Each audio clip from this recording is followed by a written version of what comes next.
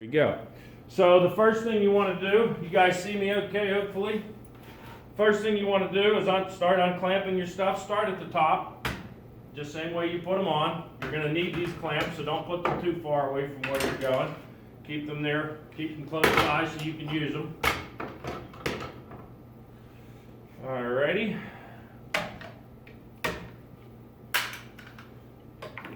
There. The last one you want to take off is your handle one, because you want to try to keep this together as much as you possibly can. And we're just going to try to take one strip off at a time to glue it. So the last one is this parallel clamp that we put on. So we'll just kind of nice and easily just kind of pull that off. And what we're going to do is take a quick grip. And we are going to take this here.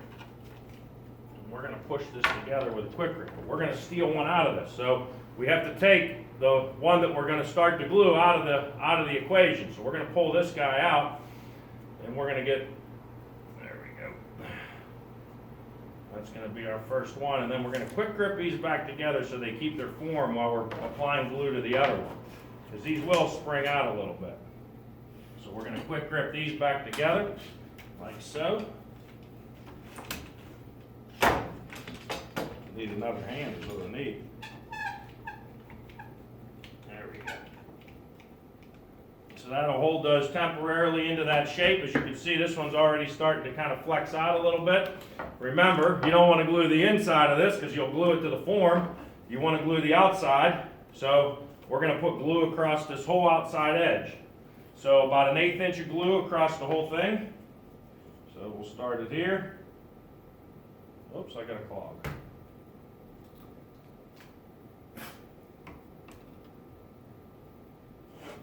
Let me get a different glue bottle or clean this one out.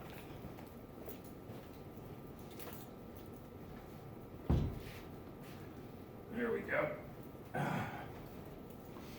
So I grab a different glue bottle here. We're going to put about 1/8 inch bead across the whole outside edge of this one. I'm going to go halfway like that. I'm going to take my paintbrush. I'm going to dip it in a little bit of glue. I got a little jar there just to keep it wet. Go. And get a nice coat of glue across that whole thing.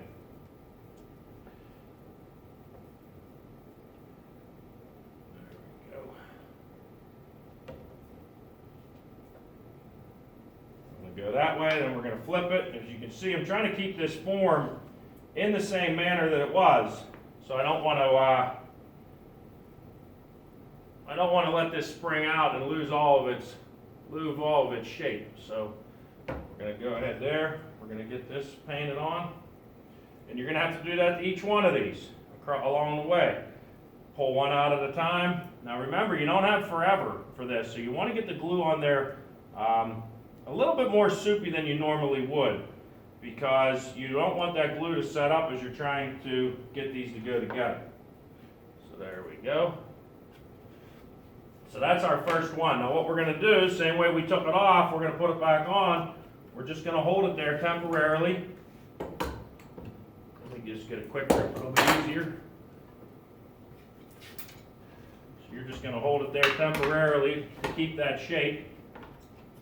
And then you're going to pull another stick out and do the same thing to it. There we go. So then the next one we're going to pull out, you're going to loosen this quick grip a little bit. You're going to pull out another one of these. Take the next one out. Remember, don't grab the one with the dado. That one has to go on last. We're going to squeeze this together. We're going to do the same thing. Put the glue across all of it.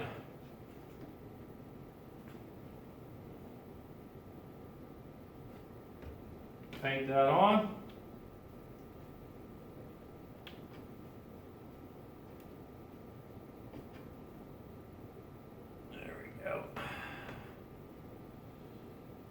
Same thing on the other side.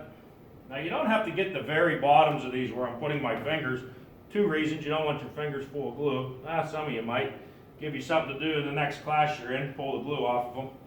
But you don't need to do the very ends, because you're actually going to square that off on the bandsaw later. You're going to end up cutting it off, so it's not that important. Just make sure you get glue across the whole shape. There we go. Same thing with this one. Let's move this clamps out of the way. You're going to put this one on next. This can get tricky. It's probably going to spring on me. There we go. That's going to go on next. Remember, we put those middle marks on there, so you want to make sure you keep those marks lined up.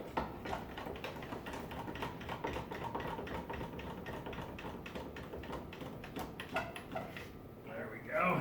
Pull another one out of the loop.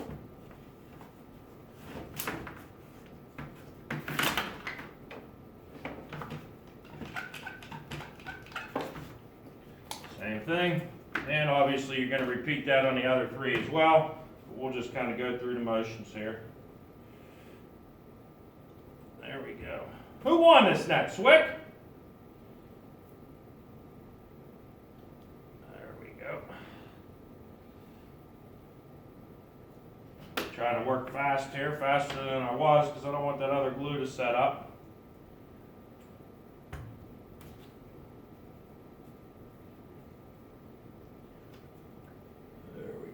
We still need some time to work with these. There, we're going to go like that. That'll keep it shape. Pull another one out of the loop. And we got this one and two more, and we'll be good to go.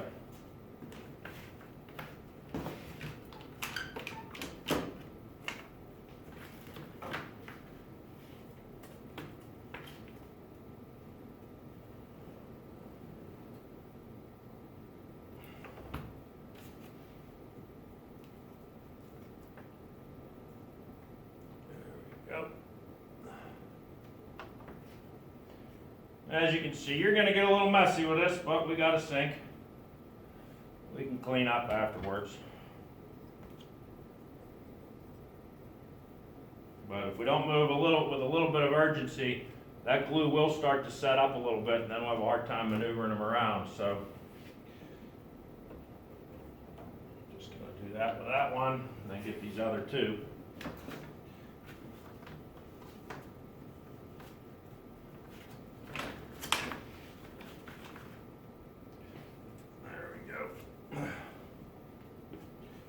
But it definitely makes it easier to let that dry form overnight and then come in and do this, because if you don't, you really fight yourself when you go to glue it together. I've done it, but you also have to let it dry for a couple of days, because there's still a little bit of moisture in this wood. Even right now as I'm putting this glue on, the wood's still damp. So if the wood's still damp, that means that glue wouldn't have cured 100%. The nice thing about this is we're actually going to let these sit over the break, and they'll be good and cured by the time we get back.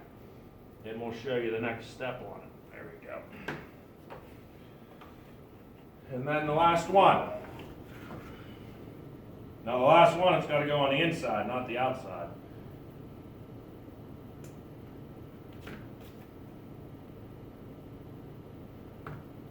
But you want to make sure you get a coat of glue on that entire thing. You got to remember, you're making a fishing net, so this thing's going to be going underwater. So what I did is, you don't know this, but I put Type Bond 2 glue in these. That means it's good for going underwater, and that you can submerge it. If you use Type Bond 1, sometimes it'll break it down, and it won't be any good for that. So, Type Bond glues for going in moist areas, where Type Bond 1, which is normally what you use in here, you're not supposed to use it then. So we're going to put this aside. We're going to get these organized in the way that they go. So we've got our poplar, a cherry. We're going to stick another poplar on, like so. Then we're going to stick a cherry on. Then we're going to do a poplar. And then the final one is going to be this outside one with the dado in it, and that's going to be a cherry. Now, make sure you line up your marks on these so that they're centered. I think I flipped this one the wrong way. I did. And I think this one's the wrong way.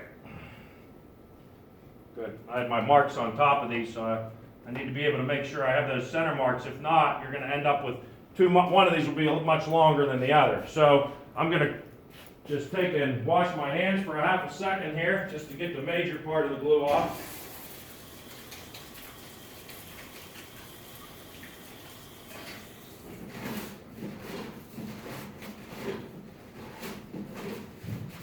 There we go.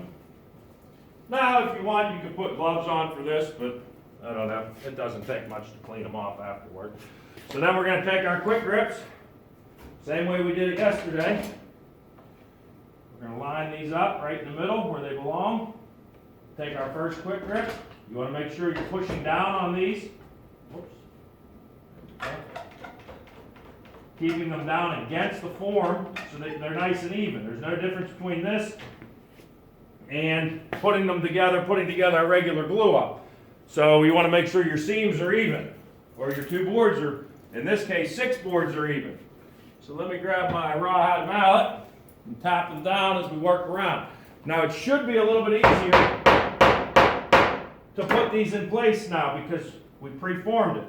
So the next one's going to go in.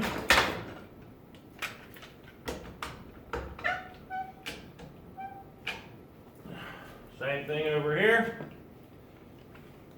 Just work around. If there's any gaps, you want to try to pull those out. If you see gaps, you're going to try to want to add an additional clamp.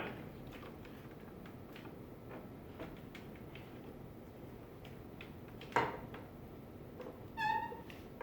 we go.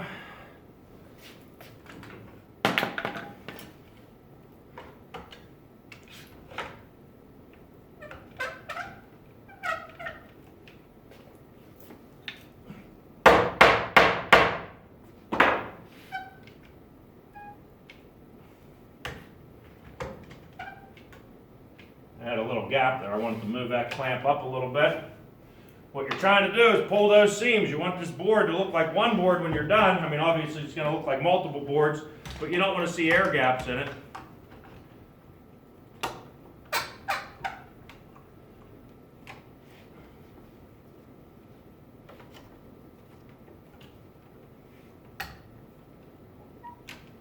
There we go. Pull that tight.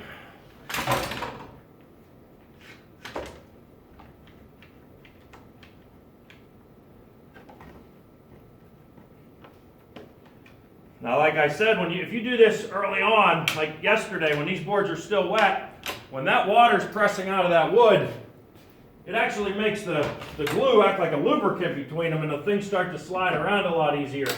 So that's why we wanted to pre-form this into its rough shape.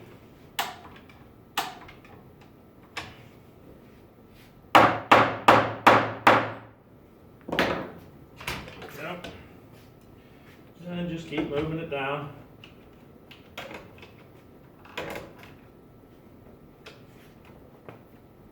Make sure you're down against your form the whole time. If you have to have more clamps, go get more clamps. And then my suggestion, if you make one of these, is to hide this thing overnight so that someone doesn't take the clamps off it. Because if it does, it's basically ruined. All right, we're down against the form everywhere. I need to borrow a couple more clamps.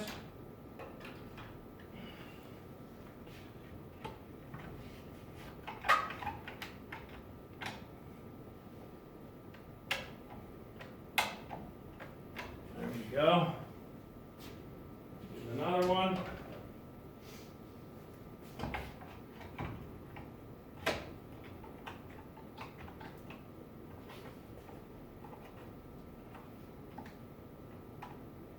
And then I'm going to put my parallel clamp on the bottom. I'm going to squeeze that up. It's pulling up a little bit. There we go. There's that. Now you just want to take another look, make sure you got all your areas. If you don't and you need an additional clamp, go grab another clamp off the wall. Don't be afraid to pull these all a little bit tighter. There we go.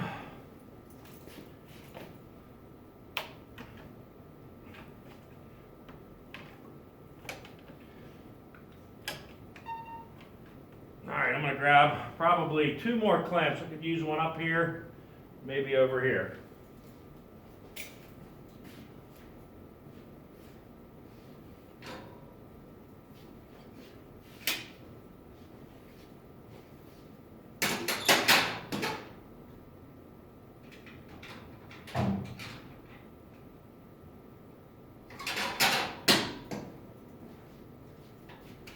There we go. Take these rubber feet off. Looks like I need one up in this corner. And I'll show you in a minute what's going on here. There we go.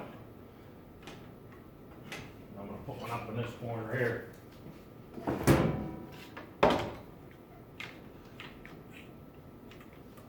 There we go.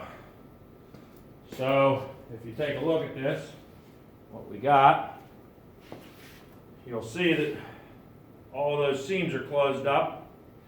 Leave that glue on there. If you try to get it off now, you're just going to try to work through those clamps. We'll get that off later with a glue scraper, and it doesn't act much different than anything else. The only thing you got to use caution with is when you go to plane it. We're going to have to plane this out. Whenever you plane it, you have to remember that this is against the grain. So if you stick this through, you can only take wee little bites. You can't take whole turns every time you go to do it, because if you do, you're going to end up chipping this all up. So what you do is you take, like, once you set it, I think we cut these boards at 7/8 of an inch. So you'll set it to 7/8, and then you'll just do like 8 turns for every time you go to put it through, so that whenever you go and take a little bit off, it's only taking probably a 64th or less off of the shaft each time, so that it doesn't tear this out. But when this dries, we'll take it out of the form. We're going to squeeze the bottom together. It's going to take an additional glue up, but we're also going to have to make a piece of wood that goes in there. We're going to glue an additional piece of wood in there so that this is a round circle in the middle and it's not going all the way down. So there's a couple more steps to these, but they're pretty slick. When you guys come back to school, you'll be able to screw around with them a little bit if you want to make one. I made a couple for my kids one year. They still have them. They still use them. They never fell apart. The most expensive part of them is the net, but I find a place that sells them pretty cheap, so I'm actually going to order a few of those over the break so you guys have them. And but that's about it. Let me stop this recording for these guys.